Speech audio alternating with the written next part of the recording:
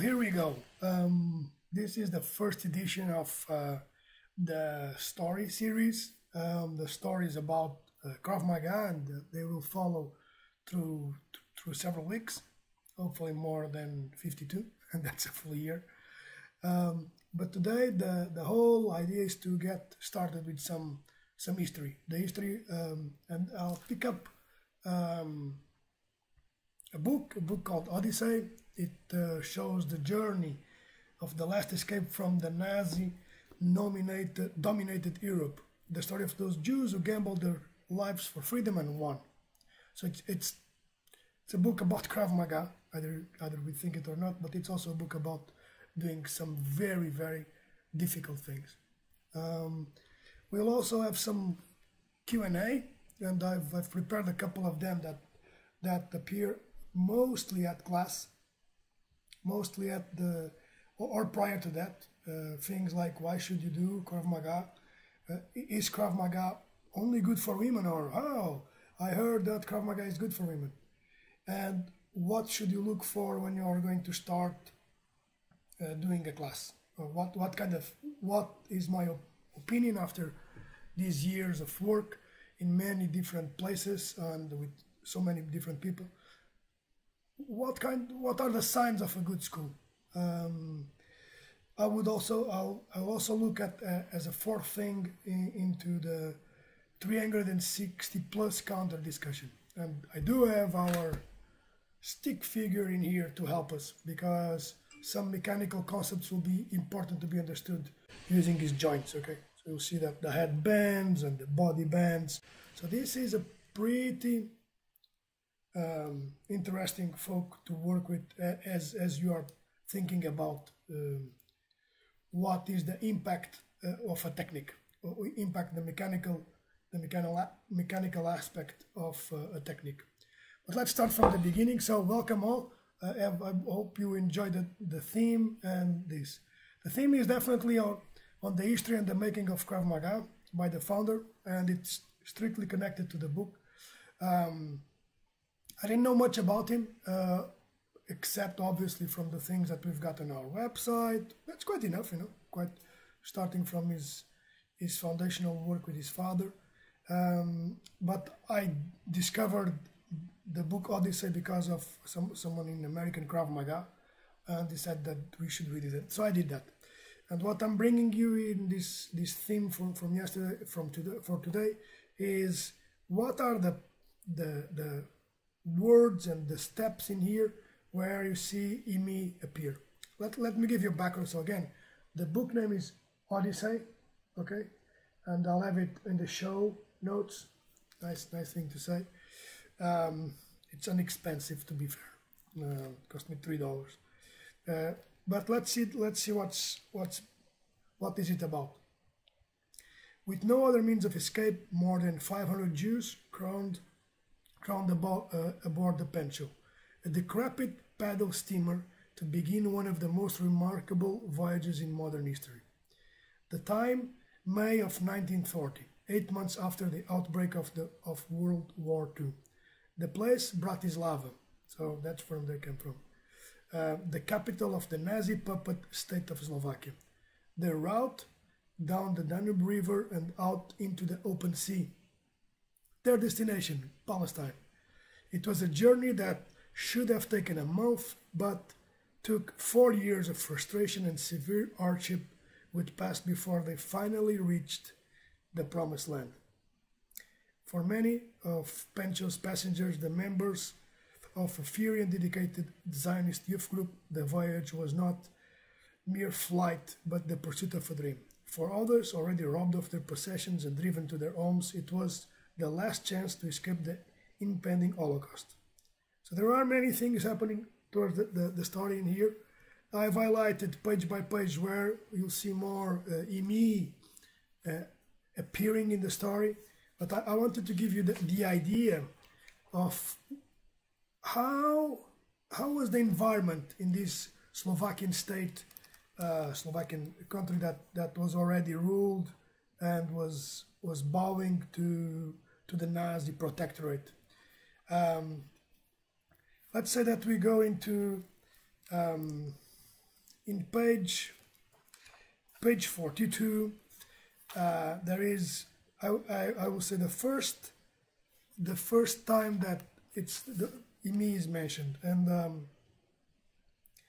and these guys are, well, this is happening in the city, and let's see from here. Just making sure, as Slovakia became a puppet state, it also got starting to become more appreciative of the Nazi judgment and ruling. So they said that the Jews were no longer able to be in a bar. Okay, they can no longer be in there and be with their friends, having their right to drink or to have something. So that was really the start of closing down freedom. So I'll walk you through page 42, and let's see this. The bar felt silent as Imre Lichtenfeld shouldered his way into it. He was not unused to being noticed when he entered a public place. Bratislava was not, after all, such a big city, and he was something of a local celebrity, but this was not that kind of silence.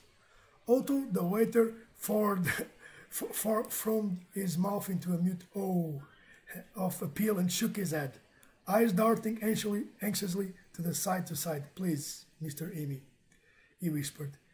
"You know we can serve you."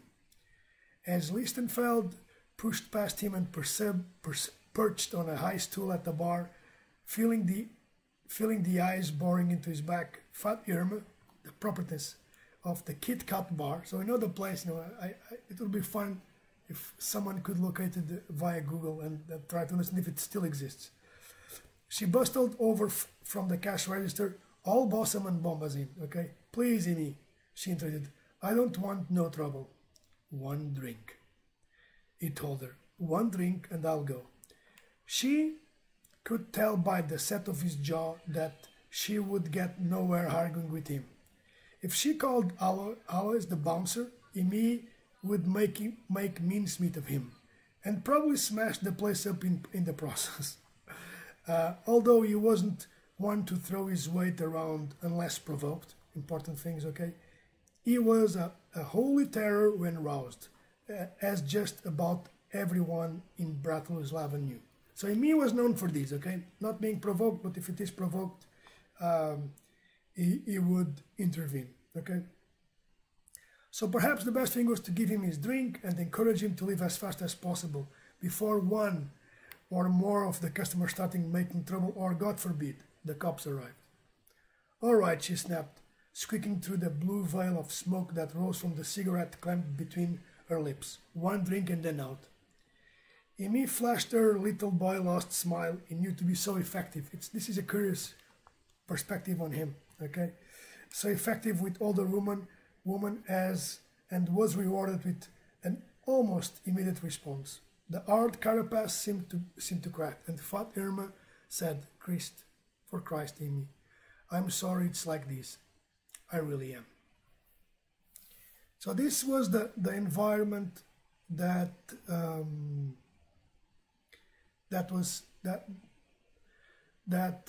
was happening in Bratislava at that moment. Okay, further along,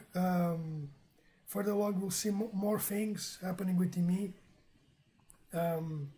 It's really important also to know that there is a set of things in here that they do explain about me and the fact that he was taught by his father. And I'll walk you through in page 44. Certainly it had been a long time since anybody had tried to put the superbly muscled, fiercely mustached Samuel Lichtenfeld down for any reason. Okay, so think about this. His father was also a very, very strong person, and obviously being a detective there. He had been a circus strongman before joining the police and rising to become chief of detectives for the city of Bratislava, famous throughout Czechoslovakia for having brought some of the Republic's most notorious criminals to justice. that was his father, okay? So that's where he came from.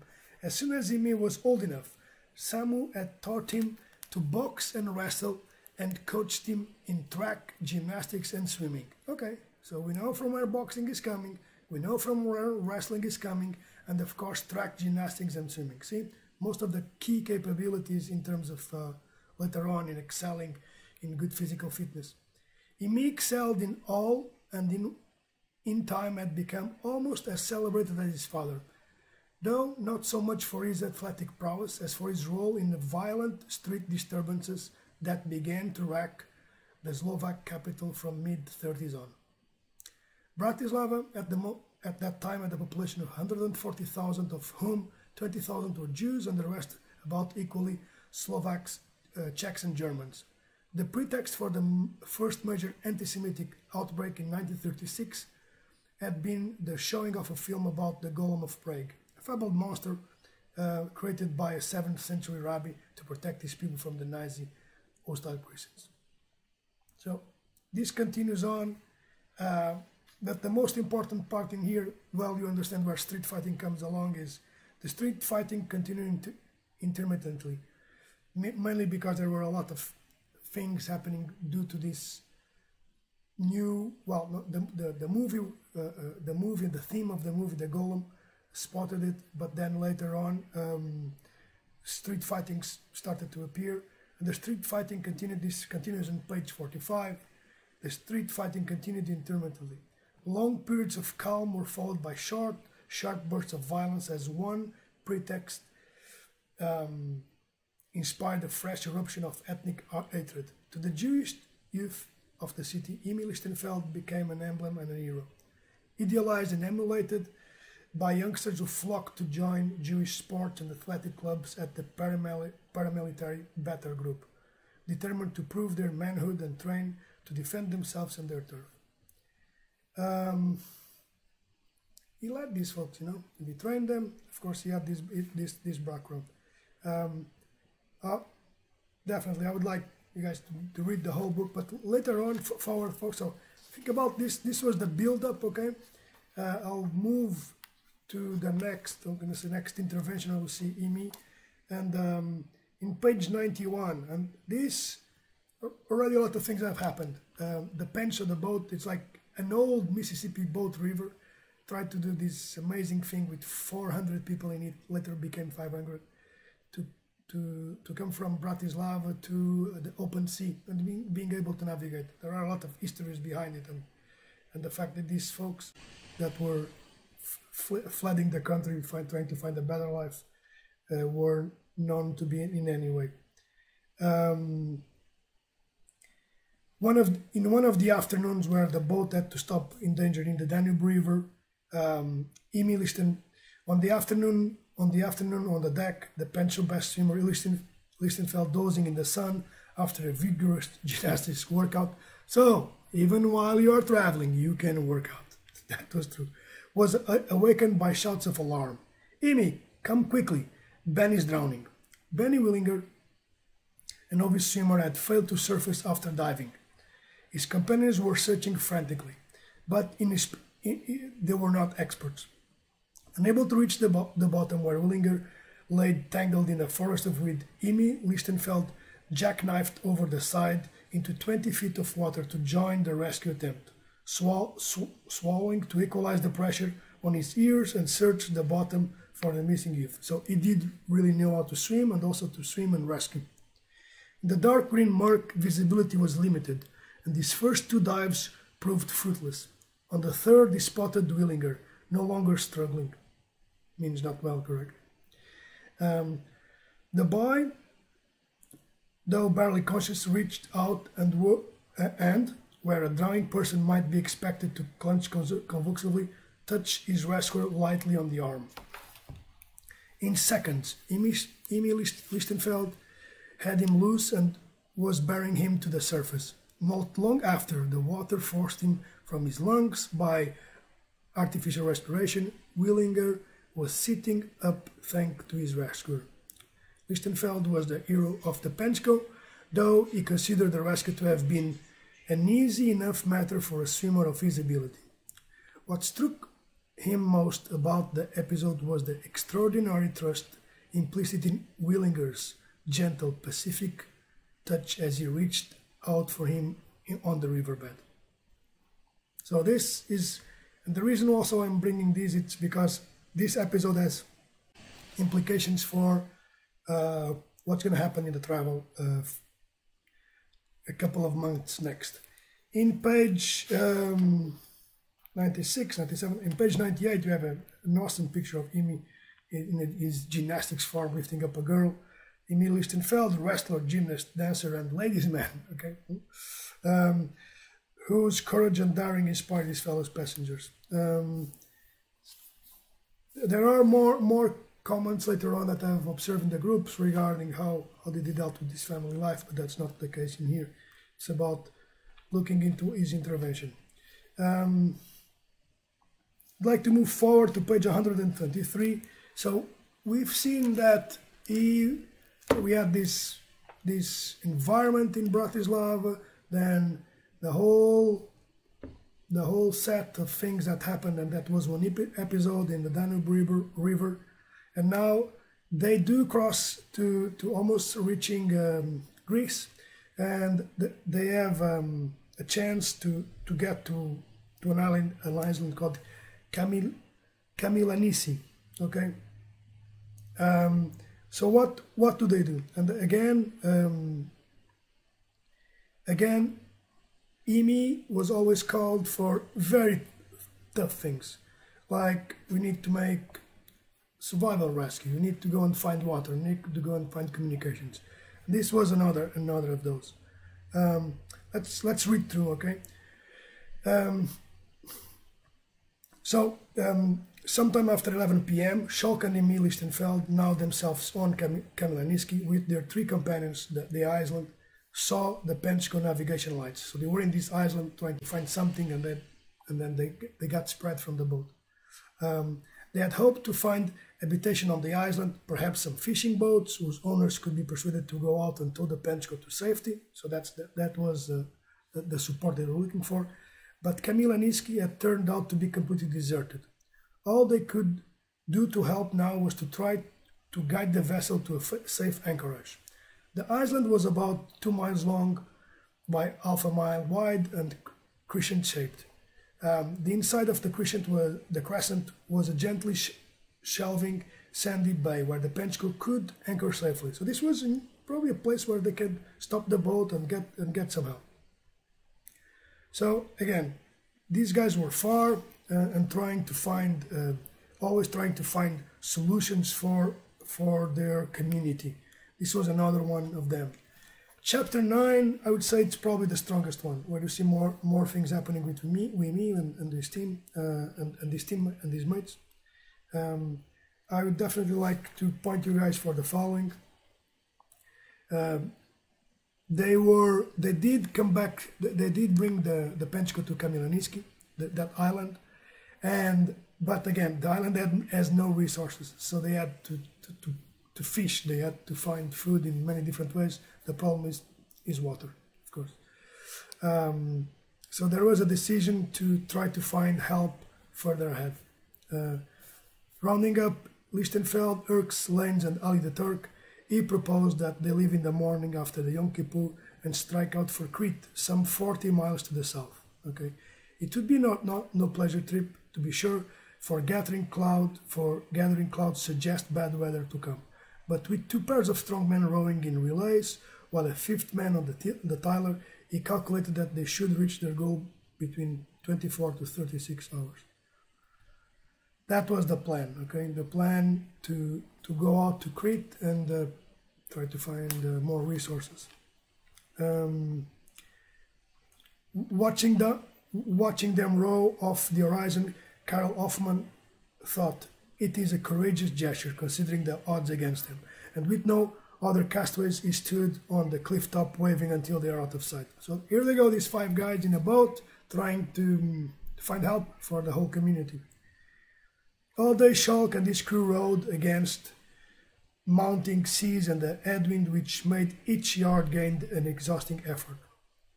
Tough, you know, we didn't have instruments to know the traveling, and Though tormented by pain of an ear infection which had been troubling him since the day he had dived into the Danube to rescue young Benny Willinger, Lichtenfeld insisted on rowing non-stop while his companions spelled each other. Okay, this is important because that initial rescue that was considered easy made something on his ears. Okay, probably the fact that he had to maintain the pressure equalized in order to save the person, but it did save it. That night the storm gathered full force, and to the 5 men tossed and buffeted, soaked and terrified in their tiny craft, it seemed that awesome force was directed entirely malevolently against them. The suffering Lichtenfeld was horrified by the size of the waves. A solid, and this comes in commas, a solid wall of water several meters high, constantly bearing down on us. So this continues. I'm in page 135, 136. The days pass. The hardship continues. Screaming to the others to wake up, he began bailing frantically with cupped hands. Lichtenfeld grabbed a bucket from under the forepack and joined in. So the water was starting to fill the boat. Ali used his hat to bail. Erks groped underwater into the dark to find the cause of the leak. He located it, a bilge plug, a couple of inches in diameter, had obviously worked loose during the storm and popped out while they slept. Water was coming in fast, and the plug itself was nowhere to be found. Hard, in the sea, and trying to struggle back from this. They did find a way to fix this, okay, their ingenious way to fit into the hole. Really agonizing, slow work to do this. Later on the third day, at the dawn of the third day, brought no sight of land or ship. So these 3 days in sea paddling, okay, no? Lichtenfeld was now in delirium of pain from his ear infections. All of them were suffering very acutely from saltwater sores and thirst, and they were cold. A piercing wind penetrated to the bone as they lay, wet and exhausted, in the tiny, bobbling craft. That day they discussed the possibility of ending their suffering by committing suicide. Schalk had brought 2 handguns with him, but when he checked them, he found their mechanisms so corroded by saltwater that they were useless. On the morning of the 4th day, there was more talk about suicide. Erks and Lenz were contemplating going over the side, swimming away from the boat and drowning. But now, somehow finding a new determination to survive, Schalk had turned against the idea of suicide. No, he said, we must stay in the boat. So this continues. I would say the fantastic part is that later on, the same time while they were lying in the bottom of the boat, huddled together for warmth, Lenz roused them. Listen, he said, I hear something, an engine. So an aircraft, a recognizing aircraft from Her Majesty, the ship Illustrious, was 60 miles away, and being fair, they were saved. Okay, this was, you'll see that the story is really interesting. Now, one of the important things, let's go back to me, as sick birth attendants bandaged their tortured hands and administered pain-killing drugs to alleviate the agony of Lichtenfeld's ear infection, Schalk broke into a prolonged fit of uncontrolled sobbing. These guys were really in big pain and trouble.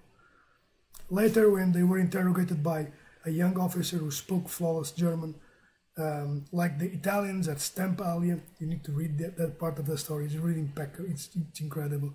He seemed to have some initial doubts about their story. 500 people trying to get to Palestine on a Danube River steamer, impossible. Yet again, the very unlikeliness of their story gave it credibility, and the Englishman was soon satisfied with Schalk and the company where they were claimed to be, rather than the German seeming to pose as refugees. So that I would say starts the rescue. Page 140 is really about the fact that when this fleet reached Alexandria, Schalk and the company were removed from the ship called the Nubian, and they later joined. They joined the Czechoslovak, the Free Czech forces, to align and fight in the British along the British in the North Africa. I'll walk you through the pieces of Emil Lichtenfeld, and here we go. In Turkey, and this is an important part, in Turkey, Lichtenfeld underwent no fewer than 3 major operations on his left ear. So that's why you see the fact that his face and his ear is not, it has that shape, okay? We watched over Amy day and night. Schalk later recalled, the doctor said if he wasn't so strong, he would surely have died. Another hint, if we are strong physically, mentally, we can overcome a lot of things. Another hint coming from deeper history. Okay? In the spring of 1941, as soon as Lichtenfeld had recovered sufficiently, the 4 of them joined the Free Czech forces, which were fighting alongside the British in North Africa. Although Palestine, their goal was only a short train ride away from Alexandria, it would be a long time before any of them would reach it, and before they would discover the fate of comrades they had left in the behind on the Kamilaniski, so in the alley. So I would say from that part forward, so these guys go to war, to fight for the things that they believe. Later on in the epilogue of the book, I've mentioned this in another part. In the summer of 1983, the Pentcho people held a reunion to mark the 40th anniversary of their liberation from the camp at Feramonti. Of the 540 men, women and children who had been cast away on Kamilaniski, so the island where they stopped, about 200 were still living, and since 2/3 of these were residents or citizens of the State of Israel, the rest being scattered around the globe, from America to Australia, the reunion was in Tel Aviv. I'll pick you up the part regarding Emi. There was Emi Lichtenfeld, still unmistakably the athlete despite his 73 years. His face permanently twisted and scarred by the 3 operations he had undergone in Alexandria, so we know why and where and when. He had undergone in Alexandria to remove infected bone and tissue from around his left ear. Especially for a handsome man, proud of his looks, that was no small disfigurement. But his body retains the stealthy grace of a panther, and no one sensed that if called upon, it would still respond with the speed and accuracy of an assassin's knife. For more than 20 years following independence, he was the Israeli Armed Forces chief instructor in unarmed combat, teaching a system which he developed and refined himself to generations of instructors, who in turn taught it to the commandos, paratroopers and other special forces who have given Israel an almost legendary preeminence in their particular brand of warfare. The system called Krav Maga is so lethal that unlike the other martial arts, it is never practiced as a competitive sport. Yet Lichtenfeld gives the impression of an essentially unassertive, peaceful man, unwilling to speak ill or hear ill of anyone. Although long retired from the army, he is still instructing at the government sports and physical training center, and despite his years is trying to raise the capital to open a center of his own in Netanya. Stop there. This is his part. The book has more. The book has more things about who surrounds him and how things worked at that time and what did this mean for the Jewish that came along. There is also a note on sources. I insist you guys to read it because many of the sources came from history, from stories and history, and they are important to they made dozens of interviews with the Pentcho survivors. There are documents, diaries, there are many things out there. But it's an important book if you are into Krav Maga to read it, okay? I had so much pleasure reading it. and I think this is kind of my summary to do this. So I've walked you through the theme, the history behind things that we do. I'll now go back to the go immediately to the technical part. Now, they had a question the other day, that is, if you get punched with the circular thing, okay, like this, to the head, why shouldn't we strike the plexus? Well, a few mechanical problems with that. First of all, there is a lot of mass in here if you punch in here, okay? Although the solar plexus of someone is particularly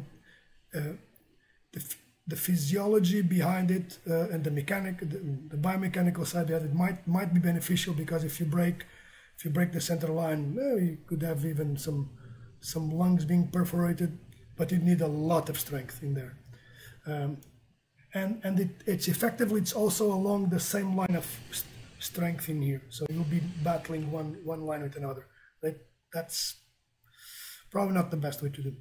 Now, usually the solution in Krav Maga is to stop the attack in here, and at the same time go for the head. There is some fundamental thing in here, is that the physiology behind it, meaning what the reaction of the systems when you hit the head, that are kind of the same in here, it's more disruptive in the head, because you have the blinking of the eyes and also the fact that the head articulates, you see? So if you hit someone in here, it will go in this direction, okay? The head will go back. If you hit someone in the chest, the possibilities to make is for this. See this? And this just means that he crouches on top of you. This means that he moves back, okay? Why? Because the body weight is going in that direction. So that's a really good thing, because now you can also see, if the sun helps me, good, that this groin guard is open, okay? That this groin area is open. So what happened? This is a fun thing to do with my toy. So if we hit in here, mechanically it opens up this line.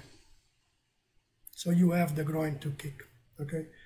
As you kick the groin, moving it back, it would be better if we had more articulation in there.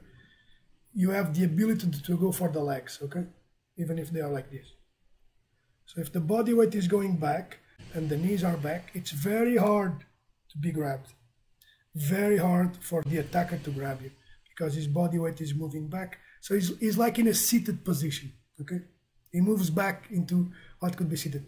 Try to grapple someone if you are falling back or you are in the squat position, okay? Very hard. That's why the 360 is made in that direction, okay? So this is a bit of an exaggeration, because being seated would mean this, but what we want for the attacker is, if he's in here, his body weight is moving forward, like this, we go for the head, back, and then from here, either you can kick the groin, or in this case, one of the options could be also to make to pull up the leg and take him to the ground, send him to the ground, okay, so that you are able to kick and get off. So that's why hitting the chest, the center of, very near the center of mass, is usually not a good solution. Better to hit the center line, okay? You understand why? So body weight is in here, and again, if you hit the head, his body weight will align in this direction, okay? And if I am here, very hard to be grabbed. If I hit in the chest, and if I am here, look, very easy to be grabbed, okay?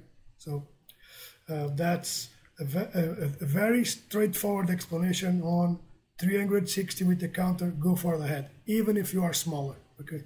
Because you'll go for the head in a diagonal line, probably even more interesting. One thing, the technique side, let's move to the Q&A, okay, Q&A. So I'll go and do the first Q&A. Why should you do Krav Maga? Well, I think that you should do Krav Maga if you want to learn how to defend yourself and support others in the case of need. Specifically, why Krav Maga? Because as curriculum, it has taken away, remember from the book, it has taken away anything that has to do with sports and competition. In specific things like I will defend and then I will counter, very kind of useful for sports competition match because you're setting up the schema or you're setting up for the points. This was removed. It does exist, but it's like a last resort. Okay, so one important thing, the curriculum is all organized in ways to remove any competitive aspect, any sports competitive aspect that lead to having a referee and a set of rules. So Krav Maga is based on not having rules, not having the rules that are existing in any kind of sporting match, either ground settings like BJJ or wrestling matches over there, boxing, full contact, and even MMA in the extreme, although MMA has much less restrictions. We can talk more about this, but again, I would say the fact that the curriculum is very systematic, the fact that it is fully oriented only for scenarios of self-defense, only for that, and it builds up over the years. So that's an important thing when you're looking on why should I do this. Also because it's when we say it's based on simple and gross human movements, it's true. 360, grab, pull, defense, they are all based on specific movements that you do on the day-to-day, applied in self-defense. There is a flip side in that is it's also based on what will the attacker do. So if you punch the throat, usually the head goes back, or the chin comes down. If you hit the eyes, the head goes back. So those mechanical aspects are all infused in the practice of Krav Maga. We can work more on that, but I'll leave the why in there. It's the systematicity, the fact that it was trialed and tested in war scenarios where the timing is different from a sports scenario. The fact that the curriculum builds upon each other based only on self-defense scenarios heavily tested. So that is, and obviously the fact that Krav Maga builds inside a very strict amount of values. That is, how do you work with people at the class? But I'll provide you more on that. Another question that I have is, Krav Maga is good for women, or only for women should do this. And sometimes I hear men saying this. I'm gonna say I disagree that Krav Maga is good only for women. And when men say this, they put themselves in the position that, I know how to defend myself because I'm big, I'm stronger, or I'm a man.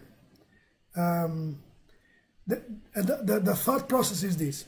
If in a situation of self-defense, if you are with your wife or your friend or your girlfriend, or if you are with someone else from the opposite sex or from the same sex, and the attacker decides to go for you, even although you are bigger and stronger, it's just because he's more confident. It's just because he thinks that he can do that. He thinks, or perhaps he has an object, a knife or a gun.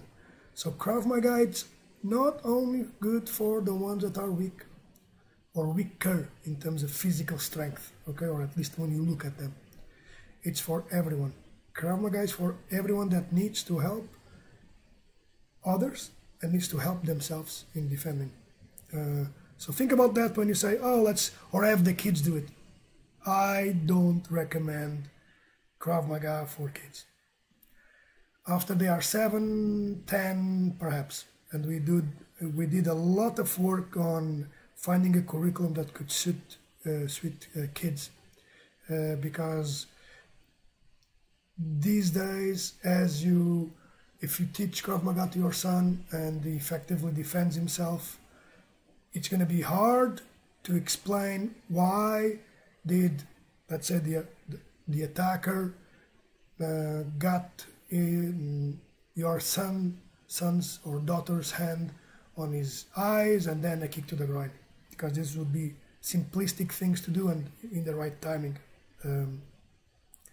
So perhaps having those decisions being taken by adults, it's more likely. We do have a program for kids. We've changed some things, even the approach, but for now, the question is: Krav Maga is good for women? Yes, of course. It's good for women or for anyone when you are tackling or you need to tackle a stronger opponent, stronger, quicker, any kind of opponent that is willing to cause you harm. So I would say I would remove the gender from there. Now the last question that I've got in here is what to look for when I want to start training Krav Maga.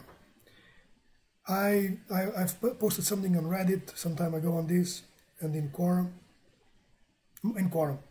and I would say that when you want to start training Krav Maga, you should look for Krav Maga.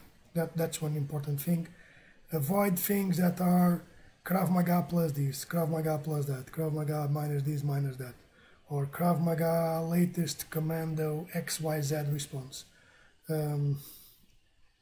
Folks that have done Krav Maga and then later on even add their own name or their own system into that, specifically, I would say only their view of the world. It could work or not. Usually you will find many of the top practitioners these days, they are connected in associations or organizations. They are big. There are 5 big organizations that will help you as a practitioner make sure that you receive a couple of things. One, a standardized curriculum. With a standardized curriculum meaning what is a jab? Why do we employ the jab? What is the front choke defense? Why do we do it? So you'll have a standardized curriculum. You have also standards that help you move from the several stages in the curriculum. You will also have an organized way to build instructors. So it's not because someone is a black belt that he will become an instructor. It needs training on the art and science of instruction. So it does need to have the technical content, but it needs to have also the instructor path being followed. So and you'll find these 2 structures, belts or degrees, in the path of you as a practitioner or in the path of you as an instructor, and they usually run in parallel. Okay, and they have challenges or exams that you need to pass, and that makes lots of sense. So I've got these 2 structures in here. I would say that someone that is giving Krav Maga classes, at least they should have 3 to 5 years before starting of practice and instructor path. So these 2 things can come in parallel.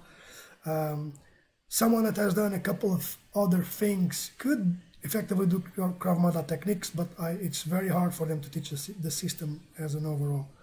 So that's one thing. That's curriculum of instructor, curriculum for the practitioner.